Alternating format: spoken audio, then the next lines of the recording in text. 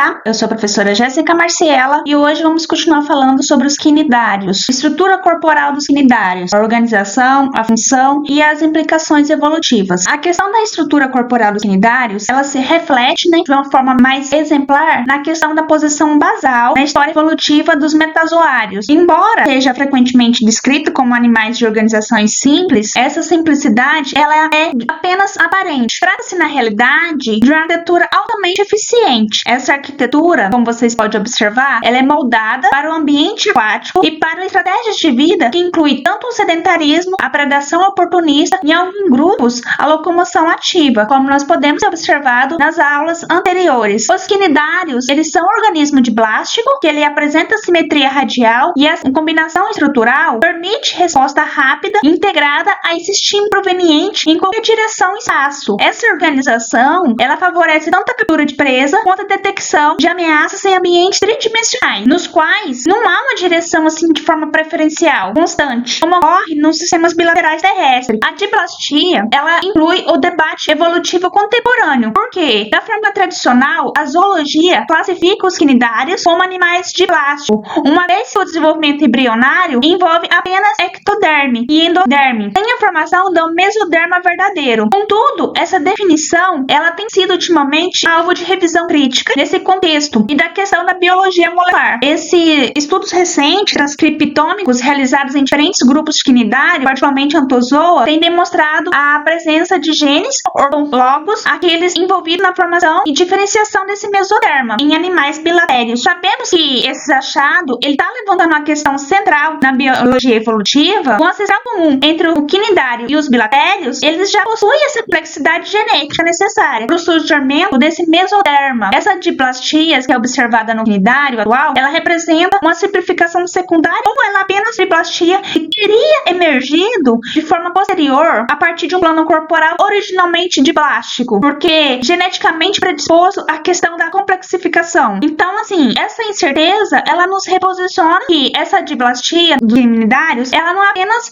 um sinal de simplicidade evolutiva, mas ela é um campo ativo de investigação. Nós podemos observar que a morfologia e o desenvolvimento embrionário e genômico se entrelaçam para redefinir os feitos clássicos. E essas duas formas morfológicas básicas dentro dos quinidários, que apesar dessa diversidade taxonômica e ecológica dentro do filo, os quinidários, eles apresentam apenas duas formas morfológicas fundamentais, que é o pólipo e a medusa. Ambas compartilham essa mesma organização celular básica. Ela se diferencia principalmente pela orientação corporal, o modo de vida e a função ecológica. Então nós temos o pólipo, que é essa forma séssil e organizadora, que ele apresenta esse corpo cilíndrico ou saculoforme, geralmente fixo a um substrato, com uma extremidade denominada disco basal, ou que se trata, na maioria dos casos, de uma forma séssil, que está associada a essa estratégia de vida sedentária ou colonial. A boca localiza-se na extremidade oposta à fixação e ela vai se encontrar da forma citada por tentáculos, configurando essa face oral voltada para cima. Essa forma, ela é típica das anêmonas do mar, dos corais e da hidra. Nos ontozoários e muitos hidrozoários, o pólipo ele vai constituir a fase dominante dentro do ciclo de vida. Ele vai ser responsável tanto pela alimentação quanto pela reprodução assexuada. Em alguns casos, pela formação de extensas colônias. A medusa, que é essa forma móvel e mais dispersiva, ela representa esse corpo mole, gelatinoso, geralmente nesse formato de sino ou guarda-chuva, que está denominado como umbrella. Diferentemente do pólipo, a medusa ela é uma forma livre natante que ela vai se deslocar ativamente por meio de contrações rítmicas do corpo e vai produzir esses jatos de propulsão. Dessa forma, a boca se localiza na região inferior do corpo, vai estar voltada para baixo, enquanto os tentáculos que prendem a margem da umbrella, essa medusa, esse formato, ele está associado, em sua maioria das vezes, dentro das classes, à reprodução sexuada e à dispersão geográfica das populações, porque ela desempenha esse papel central dentro da dinâmica ecológica dos quinidários elágicos. Sobre essa perspectiva filogenética, a organização corporal dos quinidários, ele demonstra que essa evolução animal inicial, ela não segue esse caminho linear com essa complexidade crescente, mas explora diferentes soluções funcional a partir de um mesmo conjunto dessas possibilidades genéticas. Essa coexistência de pólipos e medusa dentro do filo ilustra como essas variações na orientação corporal e nesse modo de vida pode emergir sem essas alterações mais profunda no plano estrutural básico. Então, podemos observar que os quinidários, eles evidenciam essa modalidade corporal e a plasticidade do desenvolvimento, e foi esse fator determinante para a questão do sucesso evolutivo precoce dentro dos metazoários. Essa organização na questão da parede corporal, o corpo dos quinidários, ele é constituído por uma parede formada por duas camadas celulares verdadeiras, que são separadas por essa matriz extracelular especializada, e essa organização, ela estabelece esse plano básico do filo, que fundamenta as funções fisiológicas essenciais. Então, essa camada mais externa, como a gente pode observar nessa figura, ela é a epiderme, que ela está derivada da ectoderme embrionária. Trata-se de um tecido multifuncional, que é composto predominantemente por células epitélio muscular, que são responsáveis pela tração dos tentáculos.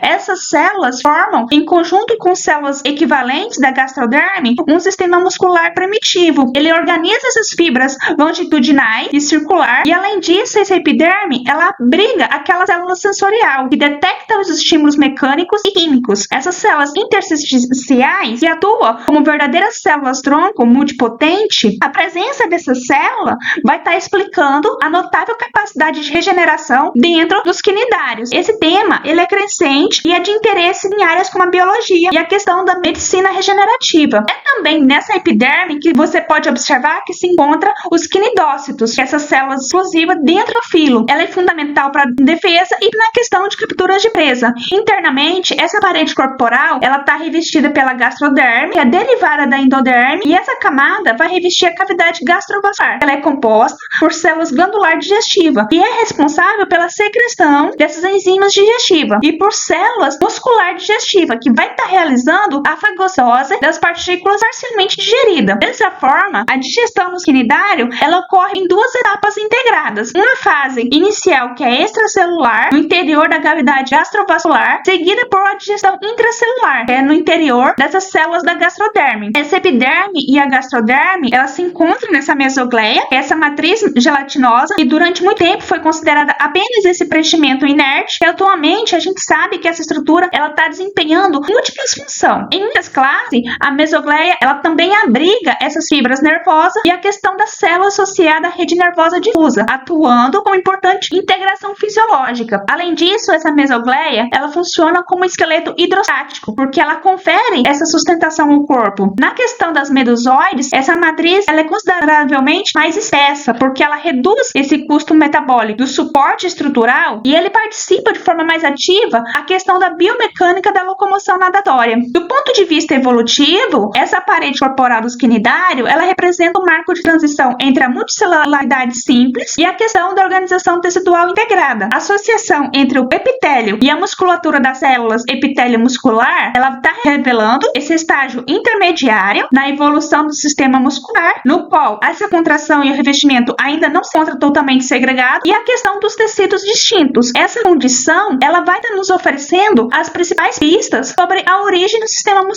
especializado, que é observado em bilatérios. Além disso, a presença dessas células intersticiais multipotentes confere aos quinidários uma capacidade regenerativa extraordinária. Ela é considerada uma das mais elevadas entre os metazoários. Essa característica reforça o interesse do grupo como modelo para estudos na questão de plasticidade celular, diferenciação e manutenção dessa homeostase tecidual ao longo da vida. Então, como a gente estava falando, a questão da cavidade gastrovascular, que é o centro funcional do organismo, a estrutura central do corpo dos quinidários. Trata-se desse compartimento único, dessa forma de saco, que está se comunicando ao meio externo por meio desse único orifício. Esse orifício que é a boca, e também exerce essa dupla função, que ela vai servir tanto para a ingestão dos alimentos, quanto para a questão de eliminação dos resíduos não digeridos. Ele se caracteriza como esse sistema digestório incompleto. Funcionalmente, essa cavidade gastrovascular é o local onde se inicia essa digestão extracelular, por meio dessa ação de enzimas que são secretadas pelas células glandulares que está presente nessa gastroderme. Além disso, ela atua como esse sistema de distribuição interna e permite que esses nutrientes semi-digeridos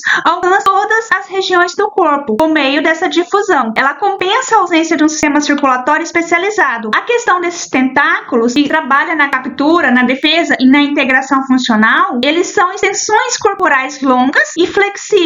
Ele está disposto ao redor da boca, e essa epiderme é extremamente rica em quinidócitos, o que os torna essa estrutura altamente eficiente na captura de presa e também para defesa contra predadores. Durante a alimentação, esses tentáculos, eles entram em contato com a presa e desencadeiam a descarga dos nematocistos, que paralisam ou mata esse organismo capturado. Em seguida, por meio desses movimentos coordenados, as células epitélio muscular, ela conduz essa presa até a boca, onde ela vai ser digerida. Além disso, além da sua função alimentar, os tentáculos também vai desempenhar um papel sensorial. Ele amplia a capacidade desse animal de perceber as alterações no ambiente. Toda uma abordagem mais funcional integrada, essa cavidade gastrovascular, ela pode ser interpretada como um sistema multifuncional que antecede essa compartimentação do sistema tanto digestório e a questão do circulatório, que ela é observada em animais mais derivados. A sua eficiência, ela reside na questão da proximidade entre a superfície digestiva e os tecidos corporal. Ele reduz a dependência